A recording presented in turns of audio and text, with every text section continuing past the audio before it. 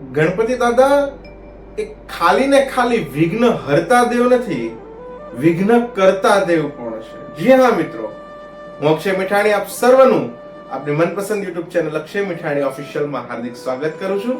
આપ સર્વના હૃદયમાં બિરાજિત એવા ઈશ્વરીય તત્વને મારા હૃદયથી વંદન. જી હા મિત્રો, જ્યારે આપણે જીવનમાં કોઈ સત્કાર્ય કરતા હોય ને, તે માત્ર ને માત્ર ઈશ્વરની કૃપાથી થાય છે. આપણે તો માત્ર ને માત્ર નિમિત્ત માત્ર બન્યા છે. એક લાઈન છે ને કે બહુ મથે માનવી તેથી વીઘો માંડ પવાય રે, બહુ મથે માનવી તેથી વીઘો માંડ પવાય, પણ જેથી મોહન રીજે રાજડે તેથી નવખંડ લીલા થાય. જો ઈશ્વરની કૃપા થાય તો માણસ જીવનમાં કંઈક કરી શકે છે. સત્કાર્યનું પણ આવું જ છે.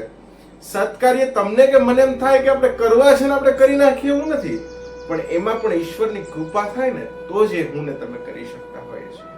ઘણીવાર માણસ લોભમાં, ક્રોધમાં, આવેશમાં આવી અને કોઈ સત્કાર્ય કરવા પ્રયત્ન કરે અને કદાચ પોતાનો પુરુષાર્થ પૂર્ણ લગાડી દે, છતાં પણ નિષ્ફળતા મળતી.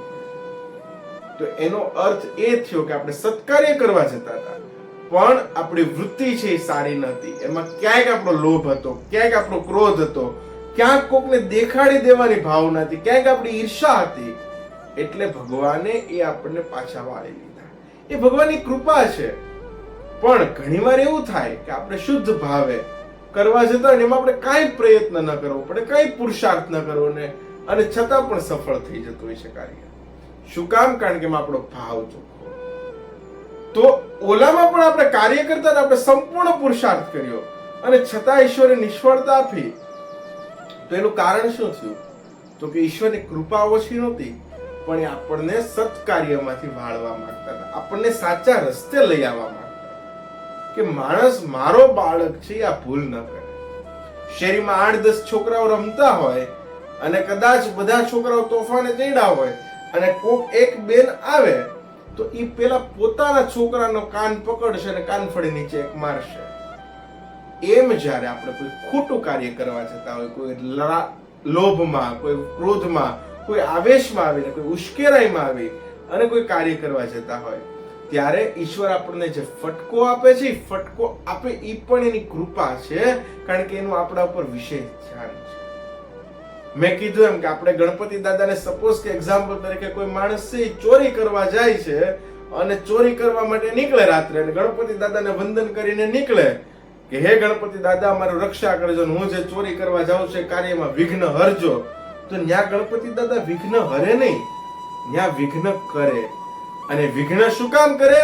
કારણ કે ગણપતિ દાદાની એની ઉપર વિશેષ કૃપા છે કે આ માણસ અહીંથી પાછો વળી જાય. તમને નિષ્ફળતા એટલા માટે આપે કે તમે ન્યાથી પાછા વળી જાવ. હવે આમ આપણે આગળ નથી વધવાનું.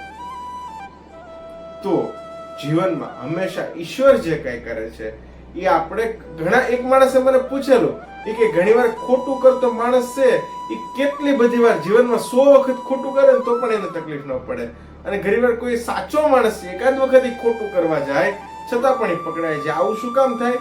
ત્યારે મેં કીધેલું કે ઈશ્વરની કૃપા છે એના ઉપર કે પહેલી જ વખત ખોટું કરવા ગયો અને ઈશ્વર એને ધીમેથી થપાટ મારી અને સમજાવી દીધો કે તારે આ ન કરાય, તારે આ કરાય, એટલે એ પાછો વળી ગયો.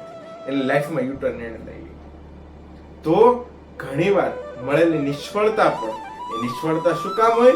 ક્રોધના કારણે છે, લોભના કારણે છે. ઈર્ષામાં આવીને કોઈ કાર્ય કરવા જતા હશો ત્યારે નિષ્ફળતા મળે, તો નિષ્ફળતા પણ પ્રભુની કૃપા છે એમ માની અને એનો સ્વીકાર કરી લેજો. તો હંમેશા ને હંમેશા એની કૃપા પાત્ર બન્યા રહેશું. તમને આ વિડીયો કેવો લાગ્યો એ કમેન્ટમાં જરૂર જણાવજો અને બીજા લોકોને શેર કરવાનું ભૂલશો નહીં.